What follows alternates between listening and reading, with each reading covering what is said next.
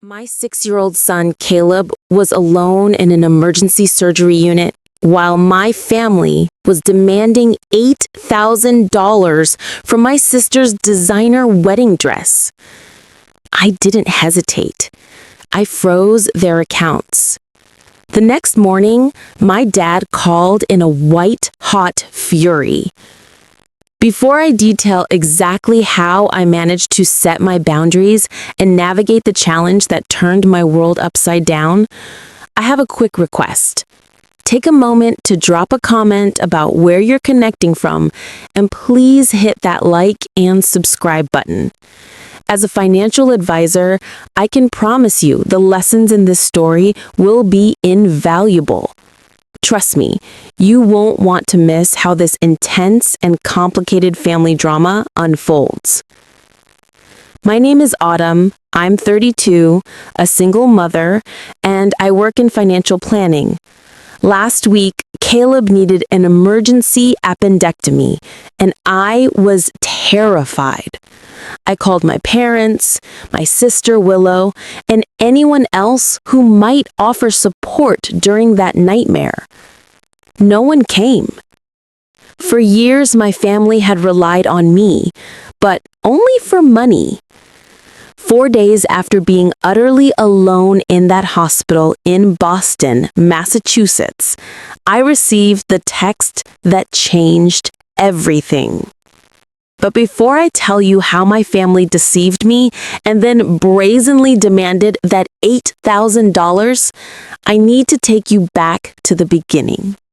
Family drama stories like mine help you comprehend how things broke down. I grew up in a middle-class suburb of Dallas, Texas, with my parents, Elaine and Frank, and my younger sister, Willow. Our home had an implicit hierarchy from the start. Willow was the golden child, and I was the responsible one. Our childhood images capture the narrative perfectly. Willow in her ballet recital outfits with proud parents. Willow unwrapping mountains of Christmas presents. Willow receiving accolades for every tiny win. I was the sensible, responsible kid who never caused trouble and learned to take care of myself early. By 16, I was working at the local supermarket after school and on weekends. Not because we needed the money, we were middle class, but because my parents made it clear that my necessities were my own responsibility. I remember sitting at the kitchen table with my acceptance letter from Georgetown University and nervously discussing the tuition. My mother stirred her coffee and casually remarked, "Autumn, we don't have that kind of money for you. We assumed you would secure more grants or choose a cheaper school." She conveniently failed to mention they were actively saving for Willow, who was 2 years behind me. I graduated with a finance degree after racking up significant student debt and working 30 hours a week. Willow, conversely, changed majors 3 times in 6 years across 3 different colleges, with my parents footing every single bill. My first job was as a bank teller. I was 22 and ready to tackle my academic loans. I saved every dime, renting a tiny studio and meticulously packing my lunch every day. I called my parents, excited to tell them about my first promotion to personal banking associate, but they were busy helping Willow move into yet another new apartment after she dropped out of college again. At 25, I met Pierce. He was charming, ambitious, and genuinely appreciated my practicality. We married 8 months later in a simple, meaningful ceremony, a choice my folks considered too modest.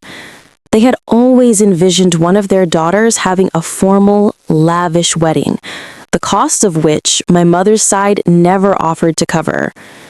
2 years of working hard with Pierce, and I became pregnant with Caleb. During my pregnancy, I landed my biggest promotion yet, financial advisor at one of Manhattan's top firms. After Caleb was born, Pierce became distant. He worked late, was annoyed by the baby's cries, and finally admitted he wasn't ready to be a father. Our divorce was finalized when Caleb was 1. Pierce pays child support on schedule, but rarely sees Caleb. Every other weekend became monthly, and now it's only holidays. I'm essentially parenting our son alone. Caleb is the nicest, most curious, and most resilient child, despite his health challenges. He was born with a mild heart murmur, requiring frequent checkups. He has always been plagued by respiratory illnesses. The medical expenditures are high, but my profession allows me to support him comfortably. What I can't provide him with is a caring extended family. A worrying pattern emerged with my parents and sister over the years. They seldom visited or contacted unless they needed something, and that something was increasingly money.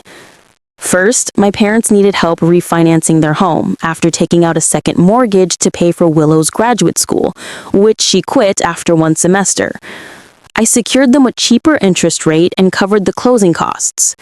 Then, Willow ran up $10,000 in credit card debt, spending it on clothing and weekend getaways to Miami. My parents panicked, telling me Willow was crying every night over debt collectors. I set up a payment plan and covered the first 4 months of payments to get her back on track. Each time I received harsh compliments and vague vows to change. After months of silence, the next catastrophe would arrive. When I talked about Caleb's school or health, they were distracted or shifted the conversation. "Your sister is struggling right now," my mother would say whenever I expressed frustration at the one-sided relationship. "Family helps family. You're just better with money, Autumn. It has always come easy to you." My finances were anything but easy. While raising a child alone, I worked 55-hour weeks. I planned every single penny. I gave up trips, new clothing, and restaurants to protect Caleb and myself. Yet my relatives claimed that I was lucky or inherently good with money, as if my success was unearned. I unwillingly accepted this familial arrangement, the responsible daughter who had to save everyone, but received no emotional support. I had set minimal boundaries throughout the years, but nothing prepared me for Caleb's surgery. Last Wednesday, the 9th of October, began like any other school day. As I prepared his lunch, Caleb entered the kitchen, clutching his stomach. "Mommy, my tummy really hurts," he whispered, pale and sweating. I suspected a stomach bug. After checking his forehead, no fever, I gave him water. 20 minutes later, he was weeping on the sofa, saying, "The pain is getting worse now," focusing intensely on his lower right side. Alarm bells went off. Right side, abdominal pain. Appendicitis. I called my office to report a family emergency, grabbed Caleb, and sped to the ER at Mount Sinai Hospital in New York City. Within an hour, a doctor confirmed my fears. Acute appendicitis. Caleb needed emergency surgery before his appendix ruptured. Dr. Sterling said, "We need to operate within 2 hours. The good news is that this is a common procedure, but he will need to stay here for at least 48 hours afterward to monitor for infection." I stepped into the hallway as they prepped Caleb for pre-op tests. My hands were shaking so hard, I could barely hold the phone. "Mom," I managed when she answered. "Caleb has appendicitis. We're at Mount Sinai. They're prepping him for emergency surgery right now. I am really scared. Can you and Dad come?" A long pause. "Oh, honey, I have my standing hair appointment at 11 a.m. today, and your father was going to clean the gutters." I closed my eyes, forcing myself to breathe. "Mom, your grandson is having emergency surgery. The hair appointment can wait." "Well, let me talk to your father and see what we can do," she replied, clearly frustrated. "What time is the surgery?" They said within the next 2 hours. Please hurry. "We will see what we can do." Autumn, do not be so dramatic. Appendectomies are routine these days. I hung up and called Willow. It went to voicemail. I texted her, describing the situation and pleading with her to come. I returned to Caleb's side, plastering a calm expression onto my face. The next few hours were a blur. Caleb was taken for surgery and I was told to wait. I watched other families console each other, grandparents entertaining siblings with games and refreshments. I checked my phone every 5 minutes. After an hour, my mother wrote, "Let us know when he is out of surgery. Your father has a backache today, so driving would be difficult." Willow didn't reply at all. Nurse Jeanette, a compassionate woman, offered me coffee. "Is someone coming to sit with you, dear?" she asked. I shook my head, unable to speak without sobbing. "Well, I will check on you when I can," she said, touching my shoulder. "The surgical team here for appendectomies is excellent. Your little boy is in good hands." Dr. Sterling found me in the waiting room 2 hours later. "The surgery went perfectly," he smiled. "We caught it before it ruptured. Caleb is in recovery now, and you can see him in about 30 minutes. I emailed my parents and Willow the wonderful news. My mom replied with a thumbs up emoji. My father said, "Great news. Tell the little guy we love him." Willow replied an hour later, "Glad he is okay." None of them offered to visit. I saw Caleb in recovery, drowsy and fragile, hooked up to monitors. As he opened his eyes and whispered, "Mommy," I nearly broke down. I soothed him, holding his small hand. "The doctor fixed your tummy. You are so brave." His eyes scanned the room. "Is Grandma or Grandpa here?" I choked. "Not right now, buddy. They sent their love, though. They are so proud of how brave you've been." "Will they come tomorrow?" he questioned, before drifting back to sleep. "Maybe," I answered, knowing the bitter truth. The next 2 days were grueling. I slept in a recliner next to Caleb's bed, waking whenever he did. I worked on my laptop during his naps to address my most critical client concerns. The hospital Wi-Fi was poor, forcing me to step into the corridor for client calls, always worried about being apart from Caleb, even for 15 minutes. My family received regular updates with pictures of Caleb healing, their responses shortened. My mother invited me to Sunday dinner that weekend. Willow sent a generic hospital meme. My dad sent nothing. No one came. No flowers arrived, and no one offered to relieve me so I could shower or get fresh air. My resentment solidified by Friday afternoon when Caleb was discharged. As I carefully loaded him into the car, I silently vowed that things would change. At home, I set Caleb up on the sofa with his favorite stuffed dinosaur and a Disney Plus movie. I ordered pizza, a rare treat, and stroked his hair as he napped on and off. "Mommy," he asked quietly, "are Grandma and Grandpa mad at me?" "No, sweetie," I answered, heartbroken. "Why would you think that?" "Because they didn't come to see me in the hospital. Liam's grandparents brought him a teddy bear when he broke his arm."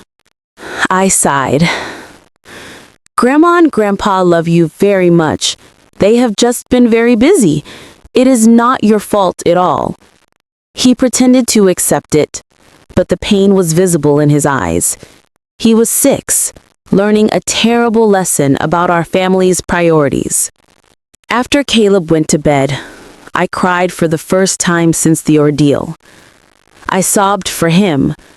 He deserved more support than my son received. I sobbed for myself, always giving, rarely getting. The grief hardened into a quiet, simmering rage that would explode in ways my family never predicted. Sunday dawned bright and clear. Caleb was recovering well, moving around more easily, and asked for pancakes. His returning appetite was a good sign. A text arrived on my phone as I prepared the batter. It was from my mother. "How is Caleb feeling?" was her first direct contact since before the surgery. I texted back, "Much better, thanks. Eating well today and moving around more easily." I put the phone down, adding batter to the griddle. Before the first pancake bubbled, my phone rang again. I nearly dropped the spatula. It was an essential text, all in capital letters. "Emergency. Willow is engaged. Jason proposed last night. She needs $8,000 for her Vera Wang dream wedding dress. Once in a lifetime chance. Boutique requires deposit by tomorrow, Monday at noon. Can you transfer the money today? Family supports family." I stared at the message and read it 3 times. My son had just had emergency surgery. No family member had visited or helped. 3 days later, they demanded $8,000 for a wedding outfit? I turned the pancake, which had burned on one side, and tried to regain my calm. My first instinct was an angry reply, but Caleb was watching me from the kitchen island. "Is that Grandma?" he asked hopefully. "Yes, buddy," I lied. "She says hi. Your pancake is almost ready." I delayed responding. I fed Caleb, gave him his medication, and set him up with Legos. I returned to my phone to see 3 more texts. "Mom, did you see my text about Willow's dress? They need an answer today." "Dad, your mother told you about the dress. Willow found the one for $8,000. I know it sounds like a lot, but this is her special day. Mom says the boutique closes at 5 p.m. today. You are the only one with money to spare. We wouldn't ask if it wasn't important." A chill went through me. Money to spare? After paying thousands in uninsured medical costs? After taking unpaid leave to care for my son? My phone rang. It was my father. "Autumn," he murmured without preamble when I replied. "Did you get your mother's messages about the dress?" I did. I'm a little surprised by the timing. What does timing have to do with anything? Your sister is getting married, Jason comes from money, and they are expecting a certain level of wedding. The dress is non-negotiable. Dad, Caleb just had surgery. I've been dealing with that alone. I have medical bills, and I've missed work. $8,000 for a dress is not something I can just pull out of thin air. He scoffed. "We know you make big money in finance. Don't be selfish. Willow never requests anything." I almost choked on that obvious lie. Dad, Caleb had surgery. I've been dealing with that alone. I have medical bills, and I've missed work. $8,000 for a dress is not something I can just pull out of thin air. My mom called after we hung up. Another paragraph, followed by photographs of Willow in the outfit. A big ball gown with a cathedral train and exquisite beading. It looked impractical and flashy. My heart sank as I read the text. "Thanks in advance. You are the best. Cannot wait for you to see me walk down the aisle in this. Jason's family is so impressed with it. I need your banking details to give to the boutique for the deposit. Love you." No care for Caleb, no care for her nephew who required emergency surgery. As I stared at the phone at my kitchen table, something shifted. It was more than fury. It was clarity. My family had exploited me as an ATM for years, and I had accepted it. Worse, I was showing Caleb that family ties could be one-sided, exploitative, and careless. As a financial consultant, I advised clients on financial boundaries and identified financial abuse, yet I hadn't applied the same criteria to my own family. I had enabled their conduct, repeatedly waiting for change. Financially, I was comfortable, but not wealthy. My modest 3-bedroom home was mortgaged. I had a growing college fund for Caleb, but it needed years more contributions. This procedure cut into my emergency savings. My retirement funds were on track, but not extravagant. The $8,000 they demanded would delay necessary house repairs, cut Caleb's extracurriculars, or deplete my retirement funds. All for a dress worn once for a sister who couldn't be bothered to check on her nephew. A final SMS from my mother arrived while I digested these thoughts. We know this is a big ask, but remember all we have done for you over the years. Family supports each other. Your sister would do the same for you. I knew what I had to do. I opened my laptop at my desk that afternoon as Caleb napped. As a financial advisor, I could manage the situation strategically, not emotionally. First, I checked my family and personal finances. Years ago, when my father had a health scare, my parents and I opened a joint emergency account. I initially put in $4,500 and added small amounts over time, intending it for a real crisis. The account held slightly over $7,000. My curiosity led me to investigate the transaction history. What I found shocked me. Last year saw dozens of modest withdrawals, $150 here, $250 there, without any discussion with me. And while Caleb was in the hospital last week, they made a $500 withdrawal with the memo line, "Advance for dress shopping." They had been utilizing this emergency cash for Willow's wedding expenses without notifying me. Although my blood was boiling, I focused on thinking straight. This was not the time for emotion. It was time to establish limits.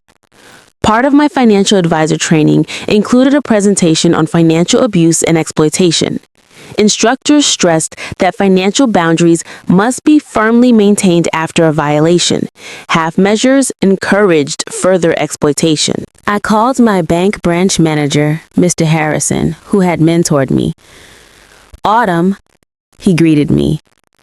"I need to make some changes to my accounts, particularly regarding authorized access, and I would like your advice on the best way to handle this situation."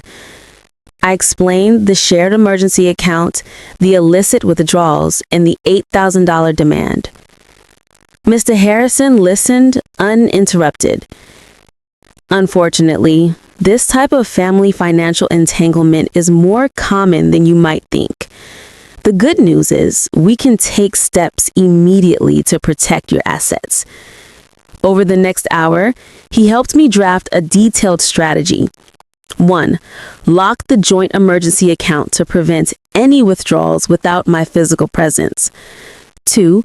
Create a new separate college fund for Caleb with strict restrictions that would limit access to money only for educational purposes. 3. Document all cash requests and gifts to clearly illustrate the pattern of exploitation. 4. Send a symbolic answer to clarify my stance immediately before they could use the emergency money again. "Are you sure about this last part?" Mr. Harrison inquired after I described my final proposal. "It might escalate the situation." "I am sure," I replied. "This has been building for years. If I don't make a clear statement now, nothing will change." I opened my banking app. I transferred $2 to my sister's account with the memo line, "Buy a veil. This is all you get after abandoning Caleb." Then I completed the emergency account freeze form and updated all permissions. I moved the remaining money to a new solo account, leaving behind only $80. I created Caleb's new education trust with rigorous rules. None of my parents, Willow, or I could withdraw the money for non-educational purposes. It was fully secured.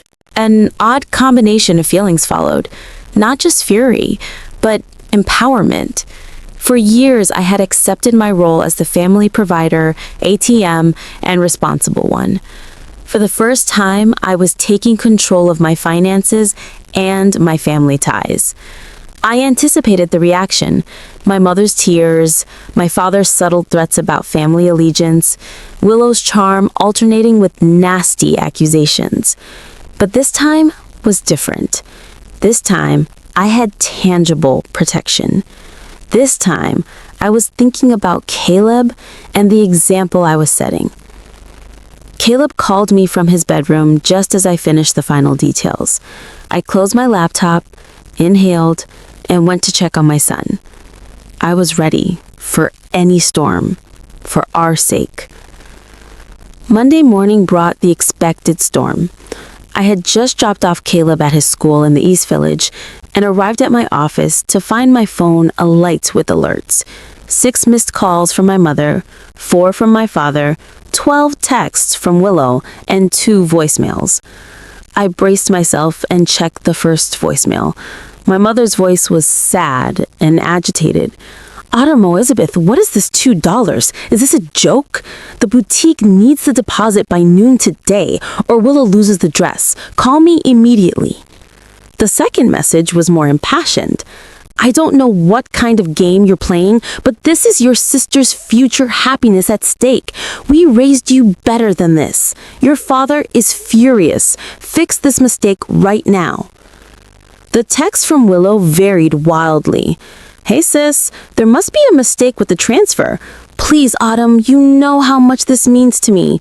To the antagonistic, "You have always been jealous of me. If you ruin this for me, I will never forgive you." I set my phone to silent and focused on work. However, my assistant Lauren knocked at 10:30 a.m. "Autumn, your mother is here. She seems very upset. Should I send her in or tell her you're in a meeting?" I expected this, but not so quickly. "Send her in, please, Lauren, and no interruptions for the next 20 minutes, regardless of what you might hear." My mother stormed in, tears mixing with anger. She ignored my greeting. "What have you done to the emergency account? Your father tried to withdraw the money for Willow's dress deposit, and the teller said it was frozen. Then we discovered you emptied it except for $80.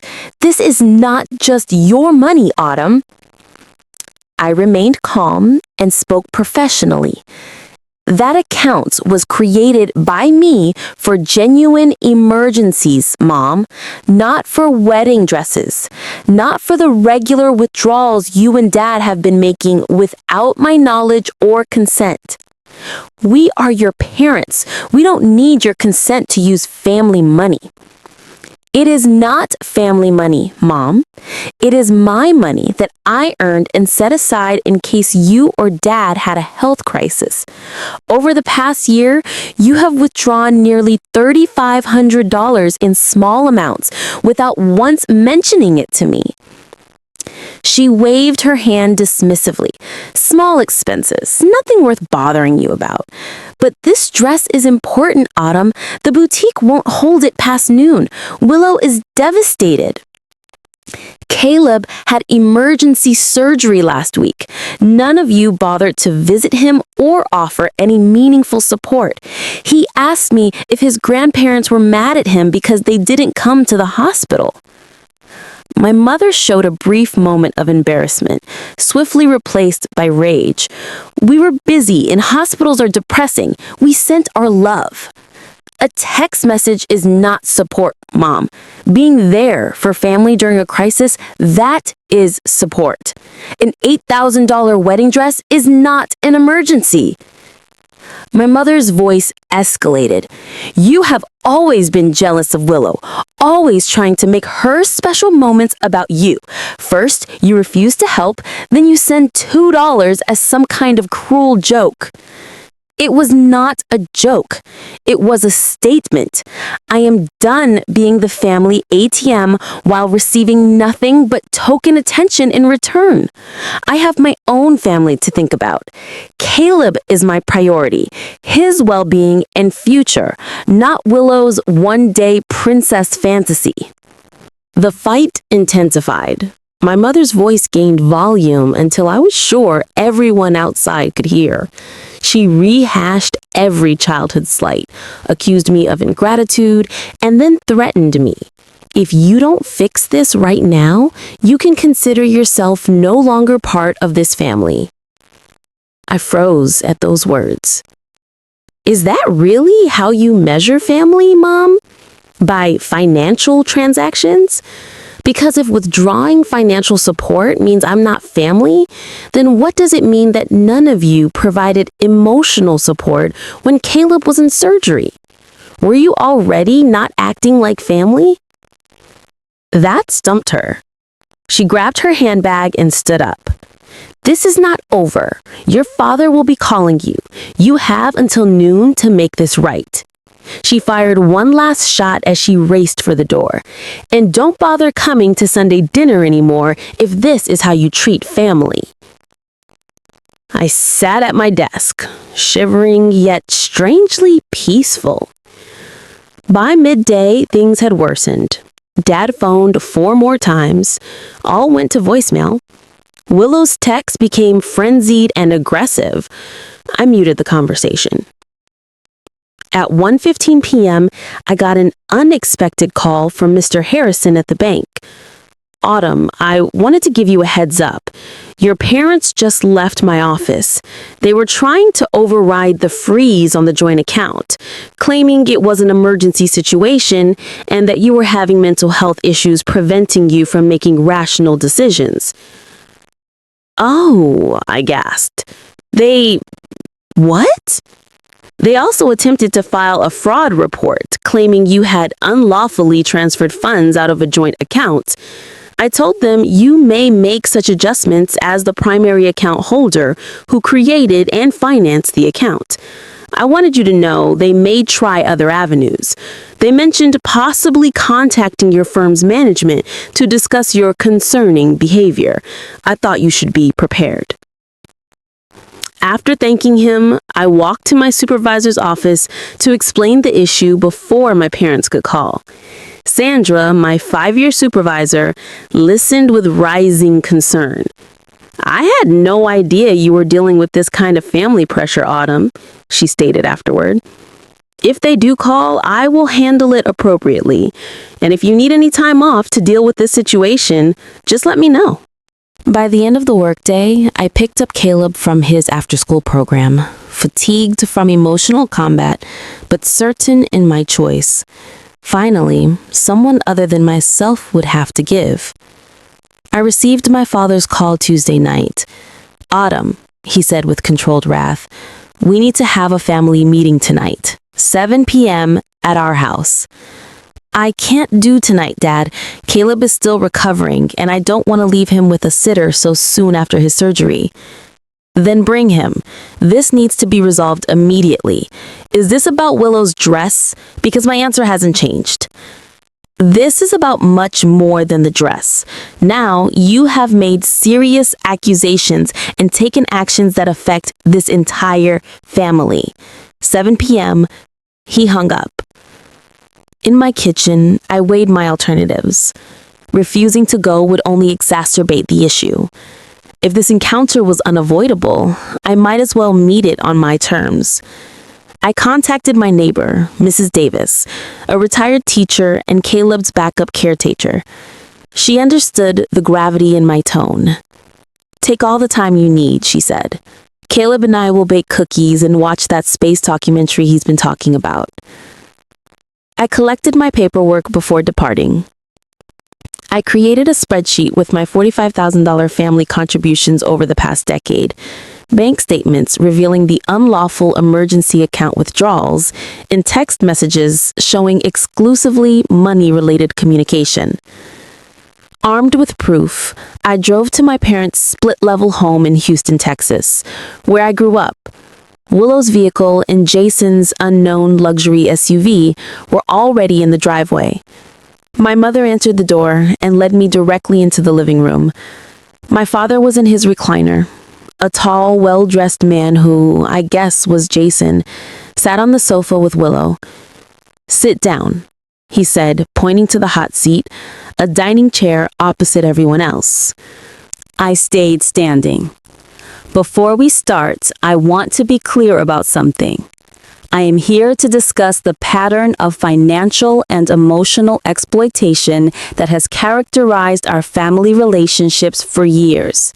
I am not here to be guilted, manipulated, or bullied into providing money for Willow's wedding. Willow stood up, face flushed. Are you serious right now? Just because I asked for help with my wedding dress? This is not about just the dress, Willow. This is about years of one-sided support, about the fact that none of you showed up when Caleb was in surgery, and about the unauthorized withdrawals from the emergency account I established. Jason spoke for the first time, bewildered. What unauthorized withdrawals? What emergency account? In that moment, I understood that Willow's fiancé probably knew nothing about the family's finances. My mother's rapid response verified this. That is not relevant to the current discussion. Jason, we are here to talk about Autumn's refusal to help with wedding expenses. I addressed Jason directly. I created an emergency fund for my parents years ago. Without my knowledge, they have been making regular withdrawals, including funds for Willow's wedding preparations. When I discovered this and froze the account, they tried to claim I was mentally unstable to the bank manager. Jason raised his eyebrows and looked at Willow. Is this true? You told me your sister refused to contribute to our wedding, not that your parents were already using her money without permission. Willow seemed trapped. It's not like that. Mom and Dad said the account was for family needs, and the wedding is a family need. $8,000 for a dress is not a need. And speaking of the dress, Jason, did you know that was the amount being requested? Jason's face clouded. $8,000? I already believed the dress budget was too high when Willow told me $2,000 was the limit. The room went quiet. My mother glared at me and Willow became engrossed in her manicure. I took out my documents folder. I think it is time we put all the cards on the table. This is a record of every financial contribution I have made to this family over the past 10 years. I distributed copies of the spreadsheet and spoke as they looked at the total. $45,000. That includes helping with the refinance of this house, paying off Willow's credit card debt twice, covering Dad's medical bills when he had pneumonia, and dozens of smaller loans that were never repaid. What it does not include is any record of emotional support flowing in the other direction. The room was silent. Jason glanced at Willow and my parents, looking increasingly uneasy. Last week, my 6-year-old son had emergency surgery. I called each of you asking for support, not money, just your presence. None of you showed up. Not once during his 2-day hospital stay. Caleb asked me whether his grandparents were upset he didn't visit. My mother looked humiliated, but my father remained defensive. We explained why we couldn't come. You're making this into something it's not. Am I? Because 2 days after you couldn't be bothered to visit your grandson in the hospital, you demanded $8,000 for a wedding dress? How exactly should I interpret those priorities? I looked at Jason again. Did you know about Caleb's surgery? He shook his head slowly. No, I had no idea. Willow's gaze was poisonous. Stop trying to make Jason think badly of us. This is just your jealousy talking. You have always resented that Mom and Dad love me more. The room became silent after her scream. The truth we had always known but never said hovered in the air. My father coughed uncomfortably. Willow, that is not true. We love both our daughters equally. But it was too late. Jason was staring at his fiancée differently, and my mother couldn't look up. I took a deep breath and delivered the speech I had been practicing. Family means showing up for each other. It means celebrating successes and providing support during a crisis. It means care flows in both directions, not just one way. For years, I have been the one expected to give financially, emotionally, and practically, while receiving token acknowledgement in return. That ends today. I am not cutting contact with this family. I am not saying I will never help in a genuine emergency, but I am establishing firm boundaries. No more financial support without a genuine relationship. No more one-sided giving. No more treating me like a convenient ATM while ignoring my son. I looked at them before proceeding. The money I have saved is for Caleb's future and our security. It is not available for designer wedding dresses or any other non-essential expenses. The emergency account will remain frozen until we have rebuilt trust, which will take time and effort on all parts. If you want a relationship with me and with Caleb, you are welcome to it, but it must be based on mutual care and respect, not financial transactions. The choice is yours. I rose and grabbed my handbag and paperwork. No one spoke. As I reached the door, Jason's voice stopped me. Autumn, I want to apologize. I had no idea about any of this, especially about your son's surgery. For what it's worth, I think you're absolutely right about family priorities. I thanked him and left, observing Willow's astonishment. As I drove home to Manhattan, I felt lighter than I had in years, like a forgotten burden had been lifted. Much has changed since that showdown 2 months ago. Caleb rides his bike in Central Park and builds amazing Lego buildings after his operation. The physical recovery was simple. The emotional landscape is more complex. My family remained silent for 3 weeks. I focused on Caleb and myself, setting new habits and priorities. No longer anxious about the next cash request, I started seeing Dr. Collins, a family dynamics therapist. What you are describing is a classic family system with rigid roles. You're assigned the role of provider and fixer, while your sister was given the role of being taken care of.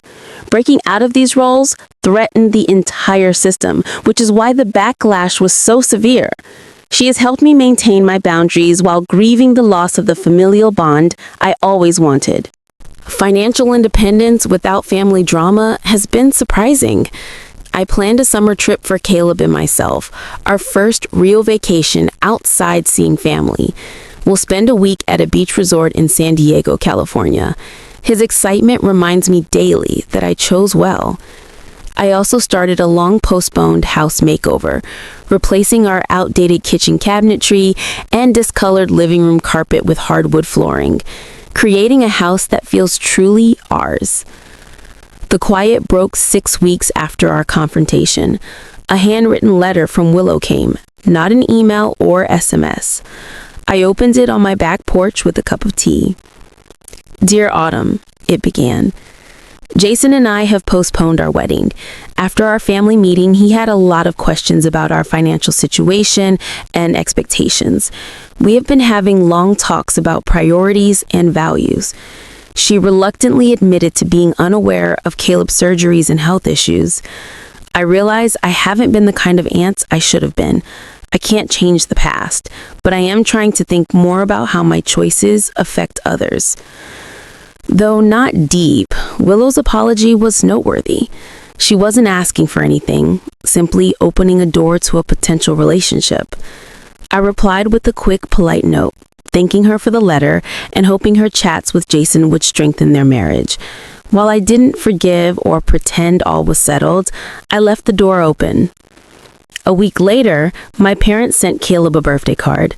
Inside was a gift card to Toys R Us and a handwritten message asking if I would like to take him out for ice cream. A modest olive branch, no expectations, no guilt trips. Caleb was thrilled with the gift card. "Can I see Grandma and Grandpa?" he inquired eagerly. "We will see," I said. "Maybe we can meet them for ice cream next weekend, just for a little while." I'm careful with these fragile reconnections. Dr. Collins helped me create a framework for limited, controlled encounters to evaluate true change without harming myself or Caleb. I've been creating a separate support system. My work colleagues have become more like true friends since I disclosed my struggles. 2 coworkers and I now have a monthly dinner date where we watch each other's kids. Mrs. Davis next door considers Caleb her surrogate grandma. She teaches him to bake and plant in her backyard. Last week, he proudly brought home homemade chocolate chip cookies, saving the biggest one for me. Through it all, Caleb has shown tremendous resiliency. He understood our family dynamics were off. He surprised me with the question when I was tucking him in. "Mommy, is it okay not to give someone something even if they really want it?" Sitting on his bed, I contemplated my response. Yes, buddy, it is okay to say no, even to people you care about, if what they're asking for is not right for you to give. Why do you ask? Ben at school wanted me to give him my new action figure, and he said best friends always share everything, but I didn't want to give it to him because it was special to me. Was that okay? I embraced him. That was absolutely okay. Real friendship is not about taking things from each other. It is about respecting each other and caring about each other's feelings. He nodded intently. That is what I thought. I told Ben we could play with it together at recess, but it would stay my toy. He got mad at first, but then he was okay. I understood then that my kid was learning what had taken me 32 years to learn. Successful relationships demand limits, and love without respect is not love. Future travel will be difficult. Family patterns take time to alter, so I expect more fights and tough talks. However, for the first time in my adult life, I can value myself without regard to others. I'm modeling healthy connections for Caleb and developing a life focused on true connection rather than duty. Instead of Willow's wedding outfit, I'm funding Caleb's education. I'm spending my emotional energy on my son's happiness and two-way friendships instead of my family's issues. Sometimes the greatest act of love is setting limits rather than continuing to give without expectation. Money can't purchase family loyalty, but tranquility is priceless. Have you ever had to stand your ground against family pressure, especially when money was involved? I would love to hear your stories in the comments below. Always remember, sometimes the hardest battles we fight are with the people who are supposed to love us most. If this story resonated with you, please subscribe to hear more real-life experiences about finding strength in difficult situations. Drop a like if you believe that the greatest act of love is setting limits rather than continuing to give without expectation. Thank you for listening. And remember, family is about love and support, not control and manipulation. Share this story with someone who might need to hear that message today.